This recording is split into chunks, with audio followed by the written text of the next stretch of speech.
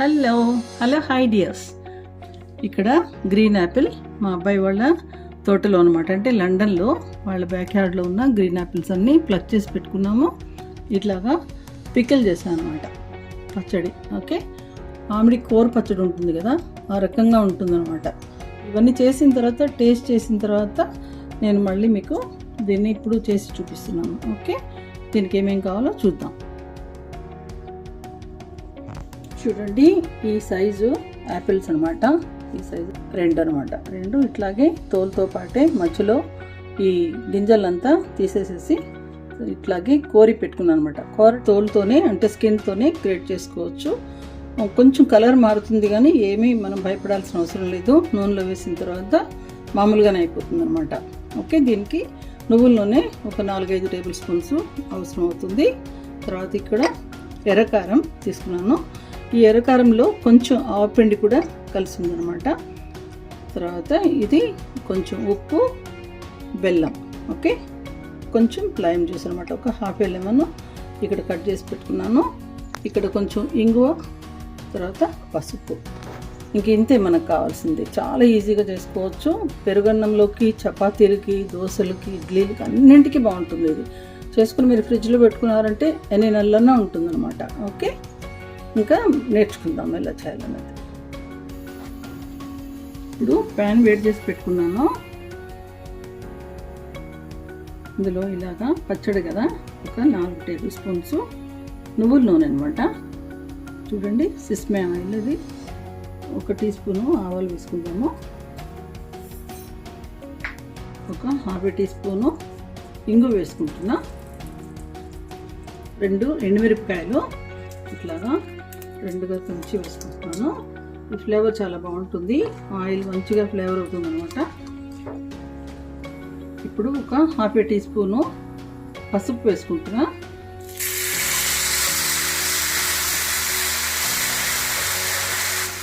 కోరి పెట్టుకున్న తురుము మొత్తం వేసేసుకుందాము. యాపిల్ తురుమిది, గ్రీన్ యాపిల్. ఇప్పుడు మంచిగా ఆయిల్తో చక్కగా కలిసేటట్టుగా కలుపుకుందాము. పసుపు చూడండి ఎంత మంచిగా స్ప్రెడ్ అయిందో. ఒక 3 మినిట్స్ ఇట్లాగే వేయిస్తూ ఉన్నాను. చూడండి, చక్కగా మంచిగా ఆయిల్ అంతా పైకి వస్తూ ఉంది కదా. ఇలాంటప్పుడు మనం కొంచెం ఉప్పు వేసుకుందాం. ఉప్పు ఇప్పుడు వేసుకుంటే ఏమవుతుందంటే ఇంకా కొంచెం నీళ్ళు విడిచి ముక్కలు ఉడకడానికి చాలా బాగుంటుంది అనమాట.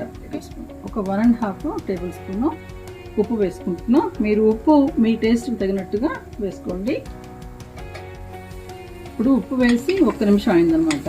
చూడండి ఎంత చక్కగా ఇది ఇట్లాగా సెపరేట్ అవుతుంది కదా, అంటే తడి ఏమాత్రం లేకుండా మంచిగా వేగింది. ఇట్లాగా కారపొడి వేసుకుందాం. నేను ఇది ఒక 3 టేబుల్ స్పూన్స్ కారం, 1 టేబుల్ స్పూను ఆవాలు అనమాట. ఆవాల్ని అలాగే పచ్చిగానే పొడి చేసి పెట్టుకున్నాను. అవి కొంచెం మెంతిపిండి, ఒక ½ టీ స్పూన్ ఇంట్లో ఉన్నది కలిపాను అనమాట. మీరు కూడా, నేను మెజర్మెంట్స్ ఇస్తాను, డిస్క్రిప్షన్లో ఉంటుంది.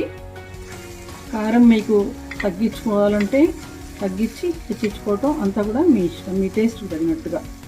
చూడండి, ఇప్పుడు 1 నిమిషం తర్వాత ఈ కారం చాలా చక్కగా వేగిందనమాట.